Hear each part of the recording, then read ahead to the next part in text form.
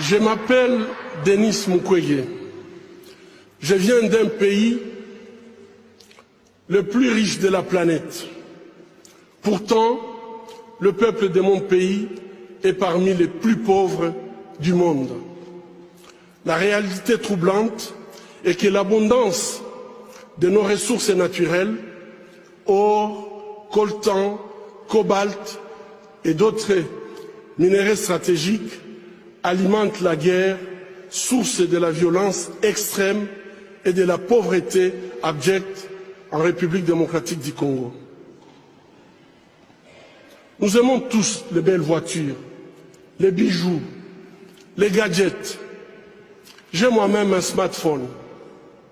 Ces objets contiennent des minéraux qu'on trouve chez nous, souvent extraits dans des conditions inhumaines par des enfants jeunes qui sont victimes d'intimidation et de violences sexuelles. En conduisant votre voiture électrique, en utilisant votre smartphone, en admirant vos bijoux, réfléchissez un instant au coût humain de la fabrication de ces objets. En tant que consommateur, le moins que l'on puisse faire,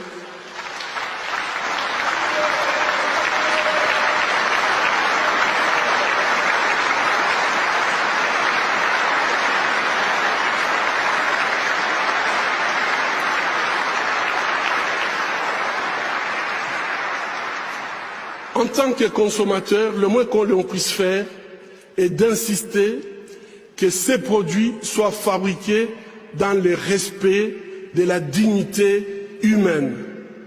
Fermer les yeux devant les drames, c'est être complice.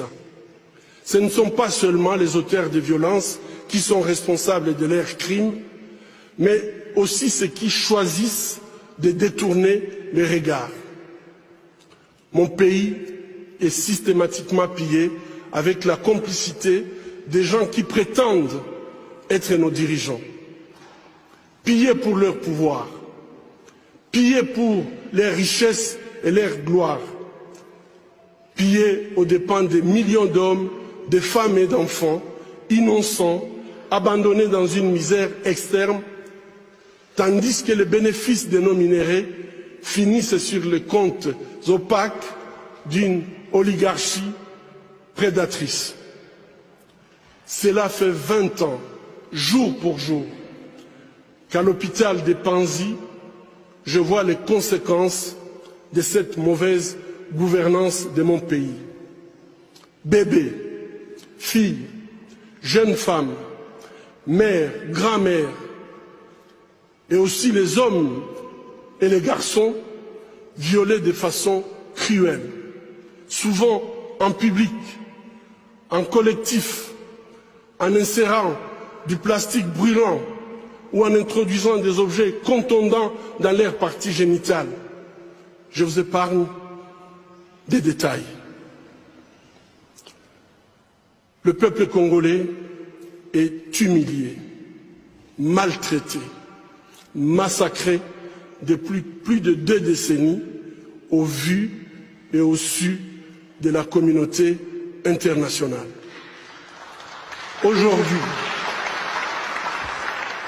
Aujourd'hui, grâce aux nouvelles technologies d'information et de la communication, plus personne ne peut dire « je ne savais pas ».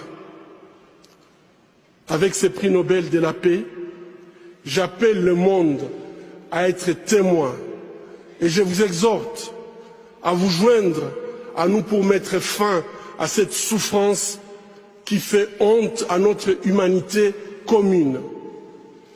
Les habitants de mon pays ont désespérément besoin de la paix.